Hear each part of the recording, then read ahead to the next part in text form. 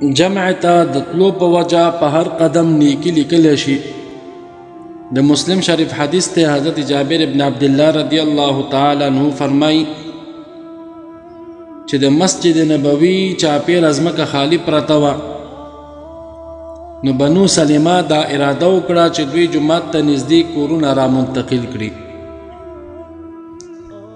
کله چې دا خبره رسول الله صلی الله علیه و آله و اصحابه وسلم ته ورسیده، نو دوی ته وفرمایل انه بلغني انکم تريدون ان تنتقلوا قرب المسجد، بشکه ما ته دا خبره را رسیدلې ده چې تاسو دا اراده لرئ چې جومات ته نږدې را منتقل شئ. دوی ورته وویل نعم یا رسول الله قد اردنا ذلك، او اے د الله رسوله موږ د دې اراده کړې ده چې جومات ته نږدې کورونه راوړو. نبی کریم صلی الله علیه و آله و اصحابه وسلم دوی ته وفرمایل دیارکم تکتب آثارکم دیارکم تکتب آثارکم، اے بنو سلمه تاسو په هماغه خپلو کورونو کې اوسئ، ځکه کله چې تاسو د لرې نه جومات ته راځئ نو تاسو ته د دې قدمونو په عوض کې نیکي لیکلی کیږي. دا خبره نبی کریم صلی الله علیه و آله و اصحابه وسلم دو پیرې وکړه. په یو روایت کې ورسره دا الفاظ هم شته چې کله بنو سلمه د رسول الله صلی الله علیه و آله و اصحابه وسلم دا خبره واورېده، نو دوی وفرمایل ما کان یسرنا انا کنا تحولنا، بیا موږ دا نه خوښول چې جومات ته رانږدې شو، د دې دپاره چې د لرې نه د راتلو په وجه راته د هر قدم په عوض کې نیکي ولیکلی شي. صحابه کرامو ته دا معلومه وه چې څوک د جمع مانځه دپاره جومات ته ځي نو د هر قدم په عوض کې د ده ګناهونه معاف کیږي، درجې اوچتیږي، او د هر قدم په عوض کې د ده دپاره نیکي لیکلی شي. دغه وجه وه چې که د چا کور به د جومات نه ډېر لرې و خو بیا به هم دې جمع ته په پابندي سره راتلو. د مسلم شریف حدیث دی حضرت ابی ابن کعب رضی الله تعالی عنه فرمای چې په انصارو کې د یو کس کور د جومات نه ډېر لرې و، د ده نه لرې کور د بل هیڅ چا نه و، خو بیا به هم د ده نه د جمع یو مز هم نه پاتې کېدو، بلکې هر مانځه ته به جومات ته راتلو. خلق ورته وویل لو اشتریت حمارا ترکبه فی الظلماء وفی الرمضاء، که چېرته تا ځان له یو خر اخیستی وې چې په تیاره او د غرمې په ګرمي کې ورباندې سورېدلی نو دا به ډېره ښه وه. ده ورته وویل ما یسرني ان منزلي الى جنب المسجد، زه په دې نه خوشحالیږم چې کور مې د جومات سره نږدې وي. انی اريد ان یکتب لی ممشای الى المسجد ورجوعي اذا رجعت الى اهلي، بلکې زه دا غواړم چې زما دا جومات ته تلل او واپس کور ته راتلل زما په نیکو کې ولیکلی شي. نبی کریم صلی الله علیه و آله و اصحابه وسلم دغه صحابي ته وفرمایل قد جمع الله لك ذلك كله، الله تعالی دا ټول تاله درکړل.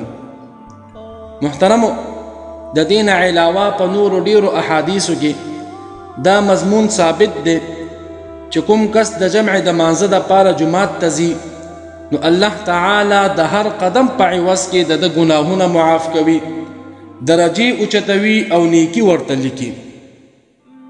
او بیا خاص کر په تیاره کې جمع ته د تلونکو خلقو دپاره زیری.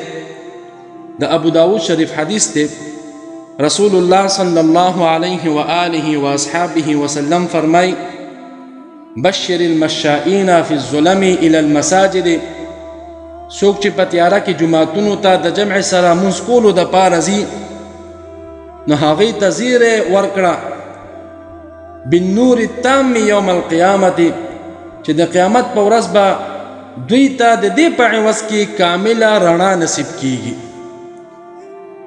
محترمو، همدارنګې د جمع په اراده جومات ته تللو سره د جمع ثواب ملاویږي.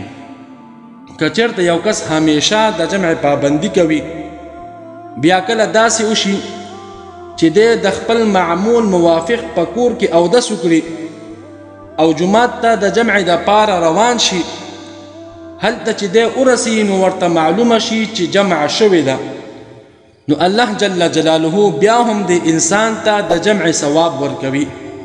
ځکه ده خو قصدن د غفلت په وجه جمع نه ده پرېښې، بلکې د وخت په اندازه کې خطا شوی دی او په دې کې د ده څه قصور نشته، نو ځکه ورته د جمع ثواب ورکولی شي. او دا خبره په صحیح حدیث کې د نبی کریم صلی الله علیه و آله و اصحابه وسلم نه ثابته ده. د ابو داود شریف حدیث دی. رسول الله صلی الله علیه و آله و اصحابه وسلم فرمای: من توضأ فاحسن وضوءه، څوک چې اودس وکړي او په صحیح طریقې یعنی د پوره آدابو سره اودس وکړي، ثم راح او بیا د جمع په ارادې سره جومات ته لاړ شي، فوجد الناس قد صلوا، کله چې هلته ورسي نو وګوري چې خلقو په جمع سره مونځ کړی دی، اعطاه الله جل وعز مثل اجر من صلاها وحضرها، نو الله تعالی دته د هغې خلقو عمره اجر او ثواب ورکوي کومو چې په جمع سره مونځ کړی او په دې کې شریک شوي.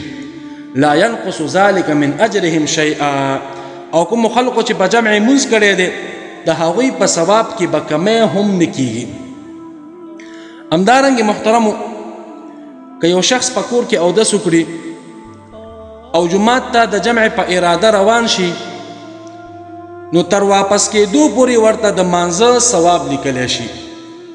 رسول الله صلی الله علیه و آله و اصحابه وسلم فرمای: اذا توضأ احدکم فی بیته، کله چې په تاسو کې یو کس په کور کې اودس وکړي، ثم اتى المسجد كان في صلاة حتى يرجع، بیا جومات ته راشي نو دی تر هغه وخته پورې په مانځه کې حسابیږي تر دې پورې چې دا کس کور ته واپس لاړ شي، یعنی تر واپس کېدلو پورې دته د مانځه ثواب حاصلیږي. محترمو، خلاصه دا ده چې په قرآن کریم او احادیثو کې د جمع د مانځه ډېر اهمیت او تاکید بیان شوی. جمع د اسلام د شعائرو نه ده. د جمع د مانځه ثواب د ځان لمونځ کولو نه 27 درجې زیات دی. په دې سره الله جل جلاله خوشحالیږي. په جمع سره مونځ کوونکو ته د حج ثواب ملاویږي، د جنت مستحق ګرځیږي. جمع ته د تلو په وجه په هر قدم د انسان ګناهونه معاف کیږي، درجې اوچتیږي او نیکی ورته لیکلی کیږي. الله تعالی دې زمونږ د ټولو په زړونو کې د جمع د مانځه اهمیت پیدا کړي او مونږ ټولو ته دې د جمع سره د مونځ کولو توفیق را نصیب کړي. وما علينا إلا البلاغ، وآخر دعوانا أن الحمد لله رب العالمين.